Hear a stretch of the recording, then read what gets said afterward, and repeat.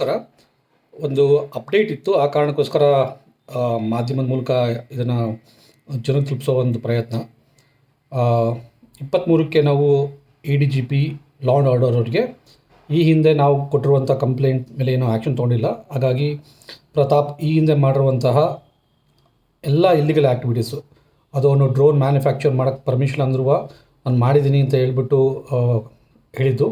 ಆಮೇಲೆ ಅದನ್ನು ಸಾರಂಗ್ ಮನೆಯವರಿಗೆ ಮಾರಿದ್ದೀನಿ ಅಂತ ಹೇಳಿದ್ದು.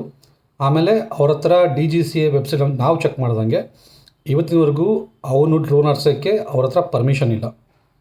ಅದಲ್ಲದೆ ಅವನಿಗೆ ಪರ್ಮಿಷನ್ ಇಲ್ಲಿದ್ದ ಒಂದು ಅವನು ಬೇರೆಯವರಿಗೆ ಡ್ರೋನ್ ಪೈಲಟಿಂಗ್ ಹೇಳ್ಕೊಡ್ತಾ ಇದ್ದಾನೆ. ಅದು ಸಹ ಇಲ್ಲಿಗಲ್ ಆಗುತ್ತೆ. ನಮಗೆ ಡ್ರೈವಿಂಗ್ ಲೈಸೆನ್ಸ್ ಇಲ್ಲ ಅಂದಾಗ ನಾವು ಬೇರೆಯವರಿಗೆ ಡ್ರೈವಿಂಗ್ ಹೇಳ್ಕೊಡೋದು ಎಷ್ಟು ಅಪರಾಧ ಅಂತ ಎಲ್ಲರಿಗೂ ಗೊತ್ತು.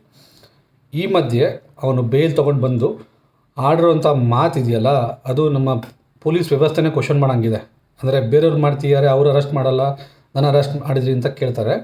ಅದಕ್ಕೊಂದು ಸ್ಪಷ್ಟೀಕರಣ, ಬೇರೆ ರಾಜ್ಯದಲ್ಲಿ ಮಾಡಿರೋ ಸೋಡಿಯಂ ಬ್ಲಾಸ್ಟಿಗೆ ನಮ್ಮ ಕರ್ನಾಟಕ ಪೊಲೀಸ್ ಹೆಂಗೆ ಆ್ಯಕ್ಷನ್ ತೊಗೊಬೇಕು ಅಂತ ಕಾನೂನು ಗೊತ್ತಿರೋರು ಗೊತ್ತಿರುತ್ತೆ. ಅವರವರ ಜ್ಯೂರಿಡಿಕ್ಷನಲ್ಲಿ ಆ ಪೊಲೀಸ್ ತೊಗೊಬೇಕು ಹೊರತು ಕರ್ನಾಟಕ ಪೊಲೀಸವರು ಎಲ್ಲೋ ಬ್ಲಾಸ್ಟ್ ಆಗಿದ್ದು ಕರ್ನಾಟಕ ಹೊರತುಪಡಿಸಿ ಅವರು ಮಾಡೋಕ್ಕೆ ಬರತ್ತಾ ಅನ್ನೋದು ಕಾನೂನು ತೆಗೆದ್ರು ಗೊತ್ತು, ಜನಸಾಮಾನ್ಯ ತಲೆದರೂ ಗೊತ್ತಾಗತ್ತೆ.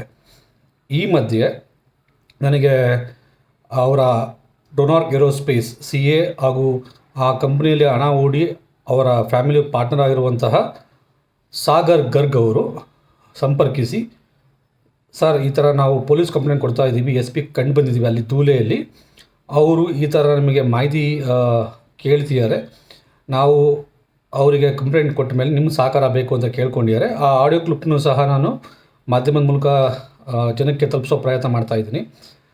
ನಮ್ಮ ಹೋರಾಟ ಸ್ಪಷ್ಟವಾಗಿದೆ.